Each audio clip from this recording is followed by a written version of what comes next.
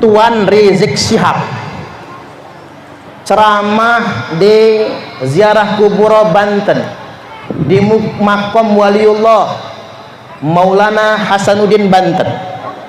Di sana orasi teriak-teriak, ditambah lagi mengatakan Maulana Hasanuddin itu keturunan Ba'alwi. Saya langsung ngebatin, dia melakukan itu di makam keramat, pasti kualat. Ini mudah-mudahan sampai kepada beliau. Beliau mengatakan itu di makam keramat. Saya langsung ngebatin, ini kualat ini Pak, ini kualat ini. Ternyata benar Bapak Ibu. Masa di makam waliullah dia teriak-teriak Pak, dia orasi. Bahkan mohon maaf, ini ada Pak polisi juga, sampai Pak Kapolres diajaknya suruh nangkap kita yang meluruskan ini semua, sampai segitunya. Saya sampaikan kepada teman-teman, sudah kata saya, nggak usah ribut, ini negara hukum, kita nggak boleh tempur yang nggak benar itu, pokoknya yakin saja, karena dia sudah orasi di sana pasti kualat. Benar Bapak Ibu, langsung Allah tunjukkan kualatnya. Apa diantaranya? Dia ngomong Sunan Gresik punya anak Sunan Ampel. Ikan stres Pak, dapat ilmu dari mana dia? Sunan Gresik punya anak Sunan Ampel. Ditambah lagi begini, Sunan Gunung Jati Syarif Hidayatullah nikah sama Nyimas atau Nyai Rara Santang. Nyai Rara Santang itu bukan bininya Sunan Gunung Jati, itu ibunya. Masa anak kawin sama emaknya? Ini kan suul adab ini Pak, ini sudah suul adab ini. Allah langsung tampakkan kualatnya, nggak usah nunggu lama. Gara-gara dia orasi di Kesultanan Banten di makam Maulana Hasanuddin, langsung Allah tunjukkan kualatnya. Sudah sedemikian rupa. Coba kita, dan dia mengklaim Sunan Gunung Jati, Maulana Hasanuddin, Sunan Gunung Jati itu keturunan Ba'alwi dari Yaman. Coba dengan, walaupun kita ini sekolah nggak tinggi-tinggi amat Pak ya, kita belum pernah ngedengar kalau Wali Songo itu dari Yaman, gitu apa nggih? Nggak ada sejarahnya Wali Songo dari Yaman, nggak ada sejarahnya Wali Songo dari Ba'alwi. Kok dikatakan Maulana Hasanuddin putranya Sunan Gunung Jati itu dari Yaman? Begini Bapak Ibu, Nyai Rara Santang ketika masuk Islam diperintahkan oleh gurunya untuk berangkat haji ke Mekah Al-Mukarramah bersama kakaknya Pangeran Cakrabuana. Pangeran Cakrabuana dan Nyimas Rara Santang itu putra Prabu Siliwangi. Karena sudah masuk Islam diperintah untuk ke Mekah naik haji. Mukim di Mekah, kan orang dulu bukan cuma naik haji, langsung mesantren di sana, langsung belajar di Mekah. Belajar di Mekah, lalu menikah dengan Syarif Abdullah Al-Hashimi. Ini suaminya Nyimas Rara Santang. Nah, Syarif Abdullah Al-Hashimi kemudian diangkat menjadi Sultan Mesir. Dia memimpin Mesir dan Palestina, lalu diberi gelar Sultan Maulana Mahmud Al-Hashimi. Nyai Rara Santang kemudian dikasih gelar Syarifah Mudaim. Jadi Nyai Rara Santang berubah namanya Syarifah Mudaim, lalu menetap di Mesir, lalu punya anak, nama anaknya Syarif Hidayatullah. Jadi bapaknya Sunan Gunung Jati itu Syarif Abdullah Al-Hashimi, Sultan Mesir. Siapa itu? Itu putune Kanjeng Nabi. Jadi yang benar-benar anak putu Kanjeng Nabi itu Wali Songo Bapak Ibu, bukan Ba'alwi. Maka kemudian Syarif Abdullah atau Sultan Maulana Mahmud Al-Hashimi memerintahkan Syarif Hidayatullah pulang ke Indonesia. Kalau bahasa kita begini, nah, pulang ke kampung emakmu sana, ke Indonesia. Kamu mendakwahkan Islam di sana. Maka beliau mampir ke Gujarat, mampir ke Aceh, berguru dengan bapaknya Sunan Gresik, lalu kemudian sampai akhirnya ke tanah Cirebon. Syarif Hidayatullah mendirikan kerajaan Cirebon. Kemudian Bapak Ibu, singkat cerita, beliau punya anak laki-laki tertua beliau namanya Maulana Hasanuddin yang terkenal dengan istilah Pangeran Sabo King istilahnya itu ya Pak.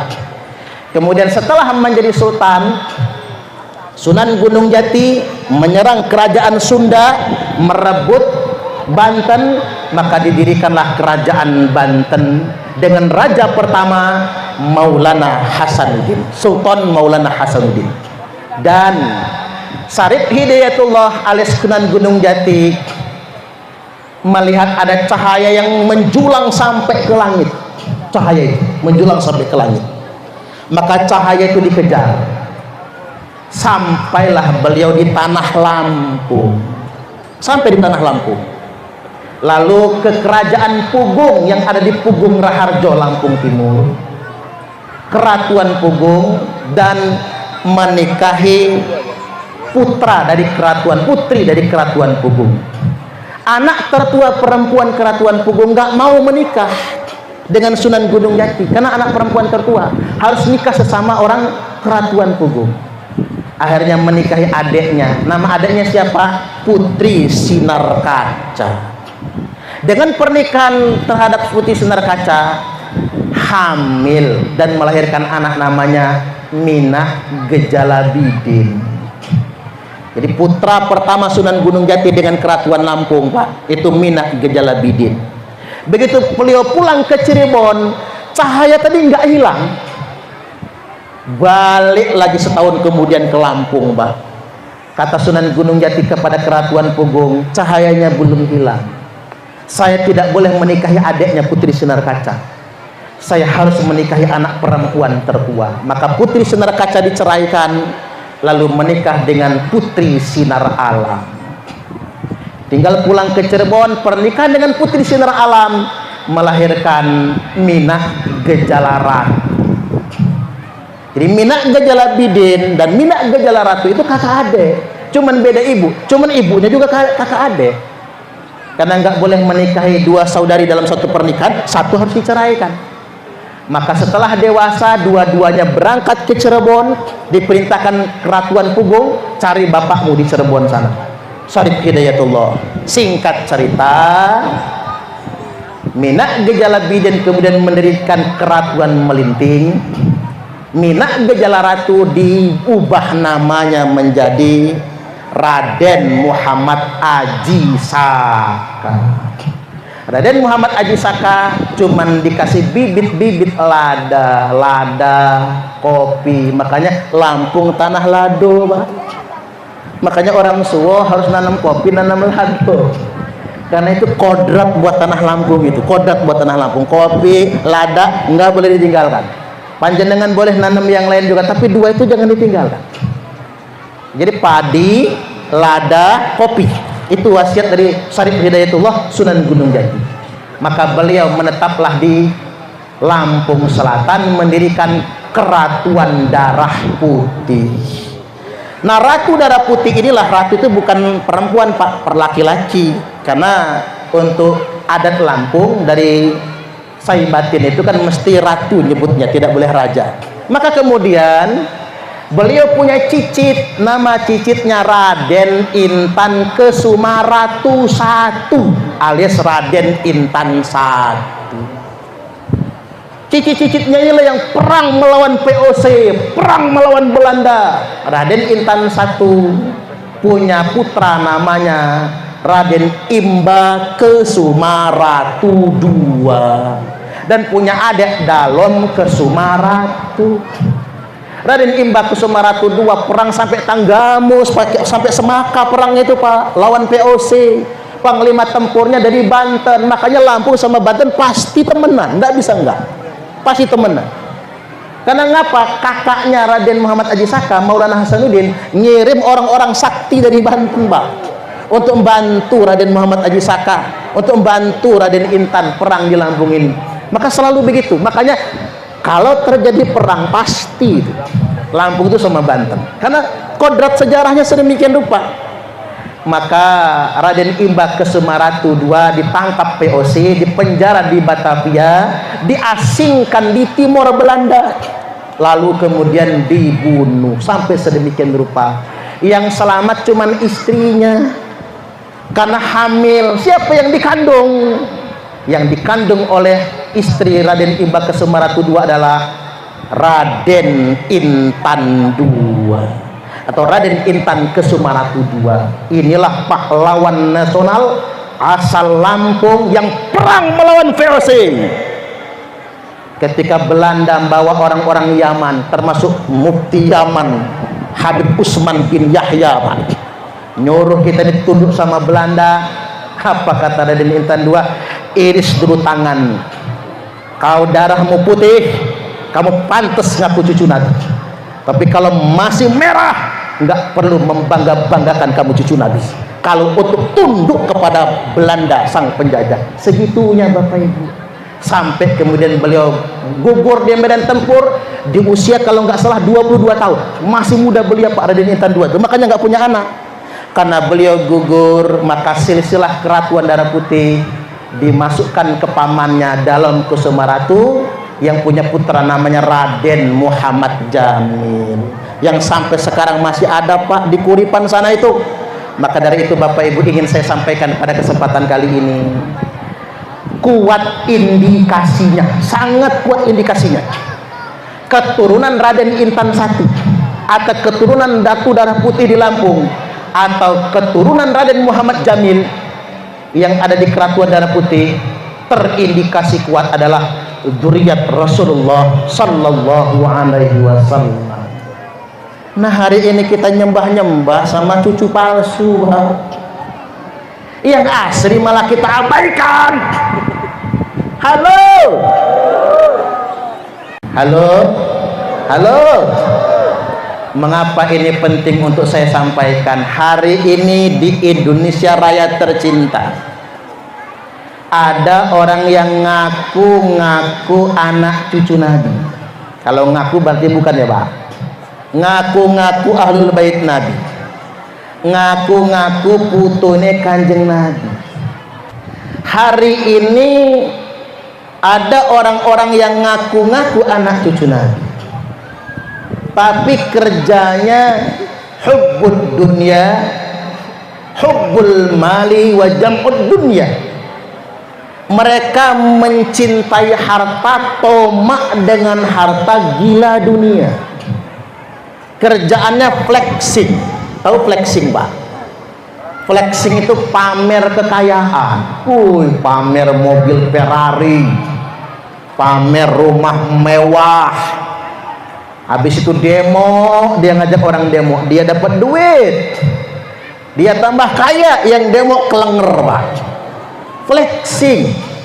Ini saja sudah tidak mencerminkan cucu Nabi. Kok cucu Nabi pamer kekayaan? Cucu Nabi itu sayang dengan umat, nggak tega ngelihat umat kelaparan, bukannya pamer kekayaan. Bahkan Imam Ali berkata, jangan pamer kekayaan di tengah-tengah orang miskin, itu menyakitkan. Jangan pamer kebahagiaan di tengah-tengah orang susah. Jangan pamer kesehatan di dekat orang sakit. Jangan pamer perut kenyang di dekat orang yang lapar. Jangan pamer kemesraan di dekat orang yang jomblo. Iya, Pak ya? Cocok atau cocok? Makanya Kang Kamal cepatlah. Jadi balik lagi Bapak Ibu hadirin wal hadirat rahimakumullah, flexing, pamer kekayaan. Borok-borok mau ngasih umat, malah kerjaannya ndawir. Apa itu ndawir? Keliling-keliling, Pak, keliling ke kiai-kiai, datang ke Kiai Toha, minta sangu. Bahkan ada kejadian, tapi saya nggak sebut daerahnya, nggih. Rois Suriah tingkat provinsi. Rois Suriah itu pimpinan tertinggi NU tingkat provinsi. Rois Suriah PW. Didatangi oknum Habib, ndawir minta sangu. Begitu dikasih amplop, amplopnya diginiin. Berapa ini? Kalau kata orang Lampung, mapas, Pak. Kiai yang tangannya wulak-walik kita cium, kita jalan saja nggak berani di depannya, Bapak Ibu. Jalan saja nggak berani pakai kaki, kecuali pakai lutut kita. sama si oknum berapa ini? Ini sama sekali tidak mencerminkan. Maka dari itu hari ini ingin saya sampaikan Bapak Ibu tentang risalah ini. Rasulullah sallallahu alaihi wasallam telah bersabda, "Tsumma fitnatus sarra." Hati-hati, nanti kemudian muncul fitnah sarra. Apa itu fitnah sarra? Ujian di zaman kemerdekaan, saat umat ini sedang membangun, saat umat ini hidup di alam kemerdekaan, akan muncul fitnah, akan muncul ujian. Dakhanuha min tahti qodama rajulin min ahli baiti. Fitnah ini akan keluar dari bawah dua telapak kaki laki-laki yang ngaku-ngaku ahlul baitku. Yaz'umu annahu minni, dia ngaku-ngaku ahlul baitku, ngaku-ngaku anak cucungku. Apa kata dia? Dalam darah aneh nih mengalir darah Rasulullah. Dengan bangganya ngaku-ngaku cucu Nabi. Muhammad itu kakek ente apa kakek aneh? Sampai segitunya.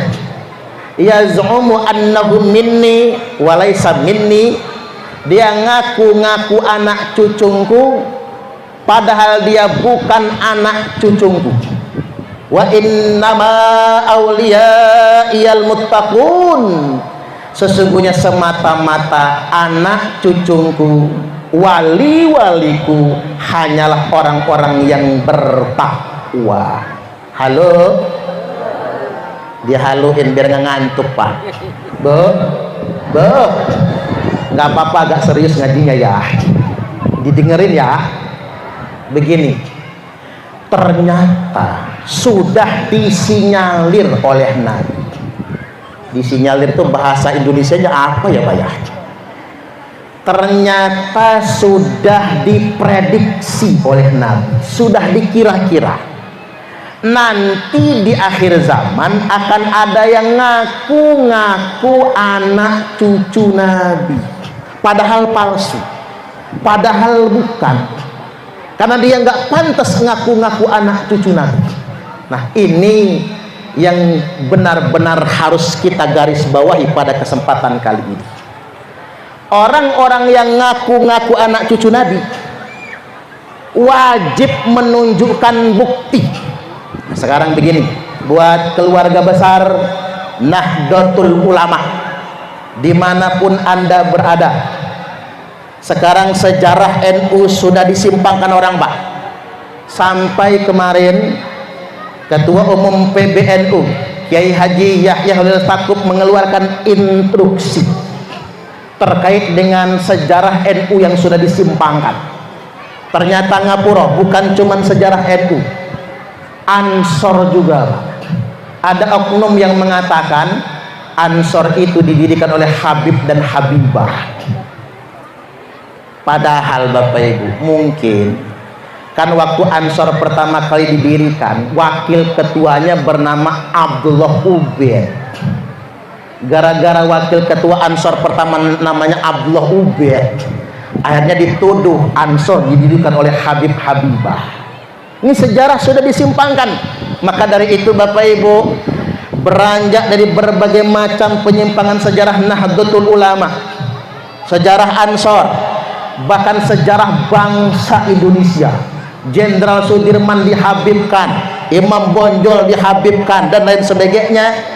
Maka kita sampai kepada satu kesimpulan, orang-orang yang ngaku anak cucu Nabi ini bukan anak cucu Nabi. Mereka cuma ngaku-ngaku. Mulai hari ini siapapun yang ngaku-ngaku anak cucu Nabi wajib kita pertanyakan, wajib kita teliti. Alasannya apa?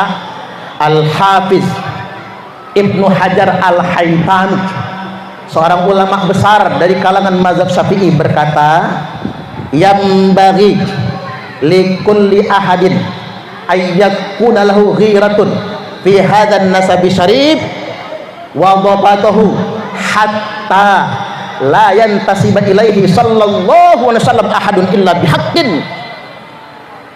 Niscaya sudah seharusnya bagi setiap orang, panjenengan termasuk saya, cemburu, ada sensitivitas terhadap keturunan nasab mulia Rasulullah sallallahu alaihi wasallam. Wa dhabatahu, dan ingat, apabila ada yang ngaku-ngaku wajib diteliti oleh ulama hatta la yantasiba ilaihi sallallahu alaihi wasallam ahadun illa bihaqqin, sampai tidak ada lagi yang berani ngaku-ngaku cucu Nabi kecuali dengan alasan yang benar. Hari ini siapapun yang ngaku cucu Nabi wajib pakai dalil, wajib pakai hujah. Dan Bapak Ibu, Kiai Haji Imaduddin Usman Al-Bantani telah menghadirkan dalil dan hujah bahwasanya Bani Ba'alwi yang ngaku-ngaku cucu Nabi di Indonesia hari ini berdasarkan hujah dan dalil bukan anak cucu Nabi. Ini berdasarkan kitab nasab, berdasarkan sejarah, dan berdasarkan tes DNA. Maka bagi warga Nahdiyin nggak bisa lagi taklid, Pak. Aku mah taklid aja lah. Ingat, at-taqlidu ba'da zuhuril hujjati wad dalili haramun.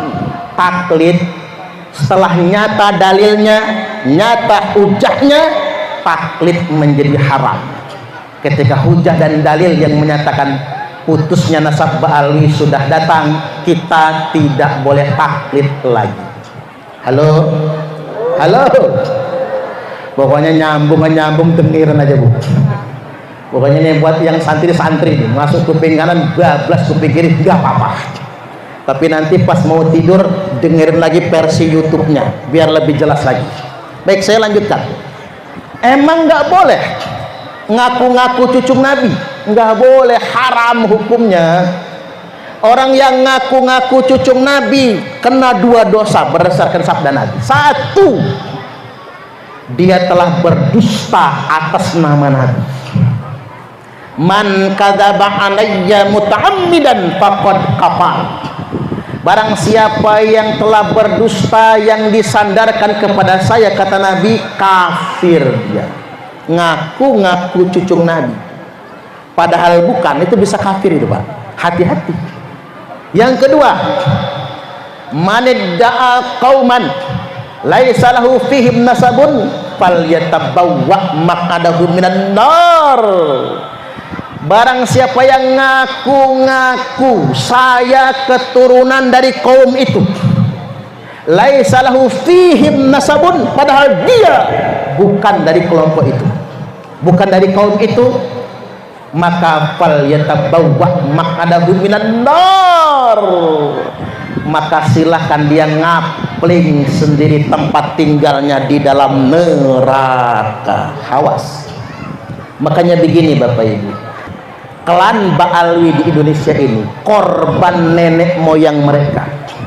Mengapa mereka sangat percaya diri mereka adalah cucu Nabi? Itu gara-gara nenek moyang mereka. Yang pertama kali mencantolkan klan Ba'alwi kepada Nabi, kepada nasab Nabi, itu namanya Habib Ali bin Abu Bakar As-Sakron. Inilah orang yang paling bertanggung jawab, Pak, yang mencantolkan, mencangkokkan nasab Bani Ba'alwi kepada Rasulullah sallallahu alaihi wasallam. Kalau yang sekarang ini cuman korban. Makanya kelakuan mereka nggak benar, karena Allah ingin tunjukkan kalau mereka itu memang bukan anak keturunan Nabi. Ini yang harus kita garis bawahi, dan ini yang harus kita sadari.